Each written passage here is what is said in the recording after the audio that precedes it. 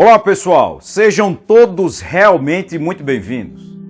Como pesquisador na área de história, assim como também na arqueologia, nós sempre nos deparamos com locais que são fascinantes, que são realmente interessantes de ser conhecidos. E aí, entre esses locais que realmente marcaram a história das sociedades humanas, que marcaram as civilizações, a cultura e o povo, nós temos alguns que têm uma relevância ainda maior. E um desses locais, um desses pontos mais extraordinários que nós podemos conhecer é o Monte Sinai, também conhecido na Bíblia como Monte Horebe, ou ainda em árabe como Jebel Musa, que significa Monte de Moisés. Ele está situado no sul da península do Sinai. Atualmente, essa região pertence ao Egito. Esta região é considerada sagrada pelas três maiores religiões monoteístas do mundo, sendo elas o judaísmo, o cristianismo e o islamismo. É um pico de granito com altitude de 2.285 metros, onde, segundo a Bíblia, e neste caso, a própria tradição judaica e cristã, o próprio Moisés teria recebido as famosas tábuas da lei, contendo os 10 mandamentos. Ao longo dos séculos, foram sendo construídos neste local, sobre ele e ao seu redor, vários locais de culto e para peregrinação, aonde, neste caso, com o passar do tempo, foram acumulados tesouros culturais e religiosos importantíssimos para todos os povos.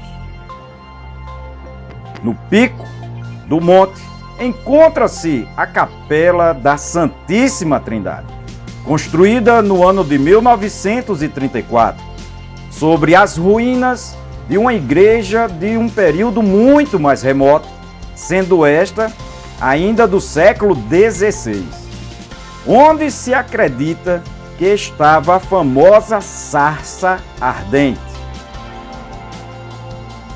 No sopé do monte fica, atualmente, o Mosteiro Ortodoxo da Transfiguração, que recebeu esse nome em homenagem à transfiguração de Jesus. Atualmente, ele é denominado de Mosteiro de Santa Catarina, em honra à Marte cristã. O mosteiro teve o início da sua construção no ano de 527, por ordens do imperador bizantino Justiniano, este que é considerado o mais importante imperador do Império Romano do Oriente, ou, como também é conhecido, Império Bizantino. Sendo que esse mosteiro foi finalizado 38 anos depois, já no ano de 565. Atualmente, como a própria Península do Sinai se encontra sobre propriedade, sobre um território que pertence ao Egito, então também a própria região é controlada pelo próprio Egito.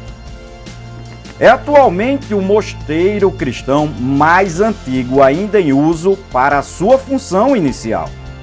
A sua localização numa região desértica é característica da antiga tradição do asceticismo, a qual consiste em uma prática que visa o desenvolvimento espiritual. Muitas vezes, essa prática consiste na renúncia ao prazer e na não satisfação de algumas necessidades primárias. Existe na base do monte uma escadaria que leva até o ponto mais alto da montanha, possuindo aproximadamente 4.000 degraus. Aqueles que possuem algum preparo físico podem subir até o cume da montanha em mais ou menos 3 horas. Para muitos estudiosos do local, essa escadaria marca o chamado Caminho de Moisés, descrito no próprio livro de Êxodo. Antes de chegar no final da escadaria, mais ou menos ali faltando 750 degraus, existe uma plataforma que marca o local onde Arão, o irmão de Moisés, e os 70 sábios esperaram, enquanto Moisés recebia as tábuas da lei. Tudo isso é descrito no livro de Êxodo, em seu capítulo de número 24, versículo 14, onde diz: Disse aos anciãos: Esperai-nos aqui, até que voltemos a vós outros. Eis que Arão e Hur ficam convosco. Quem tiver alguma questão, se chegará a eles. Nessa montanha também tem uma caverna chamada de Retiro do profeta Elias, local onde Deus falou com Elias após 40 dias de caminhada pelo deserto. Esse fato também é descrito na Bíblia, no livro de 1 Reis, em seu capítulo de número 19, entre os versículos 8 e 9. Voltando-se para o noroeste desse ponto, encontra-se o Monte Safezafa, onde viveram eremitas bizantinos. Entre eles, o próprio São Gregório. E logo abaixo deste pico, encontra-se a planície de Araã, importante local histórico, onde os israelitas acamparam enquanto Moisés subia a montanha e onde depois ergueu o primeiro tabernáculo. Ao longo da história, esta ligação do Monte Sinai com a Bíblia atraiu muitos peregrinos ao longo de séculos, e uma das mais importantes que foi para o local foi a própria imperatriz Helena, chamada de Flávia Júlia Helena, que teria vivido entre os anos de 250 e 330. Também conhecida como Santa Helena, foi a primeira mulher de Constâncio Cloro e a mãe do imperador romano Constantino.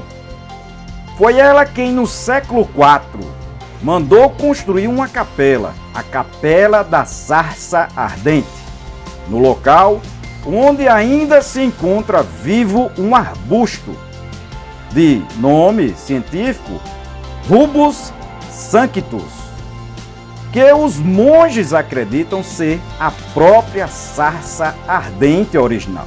Imediatamente se estabeleceu ali, por causa da construção, uma comunidade monástica. E para proteger a igreja e os monges dos ataques dos beduínos, o imperador Justiniano I mandou construir uma muralha à volta da igreja no ano de 542. E os edifícios, que são hoje o próprio mosteiro ortodoxo de Santa Catarina. São locais como esse que vocês puderam ver, inclusive aqui atrás, nessa cena de fundo, aonde milhares de peregrinos todos os anos têm essa grande oportunidade de visitar e ver com os próprios olhos e tocar com suas mãos aqueles locais incríveis, riquíssimos na história, com fatos marcantes que causaram profundas modificações culturais, sociais e religiosas no mundo inteiro.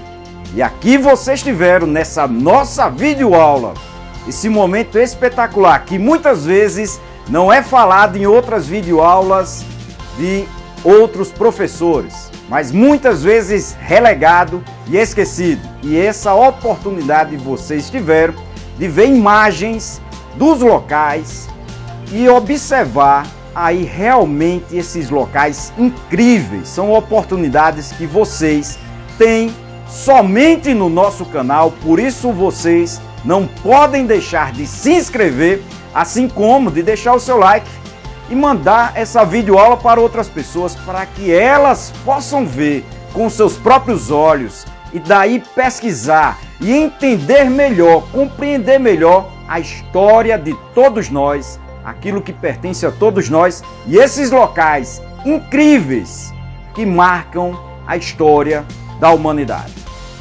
Valeu, pessoal, e até a próxima!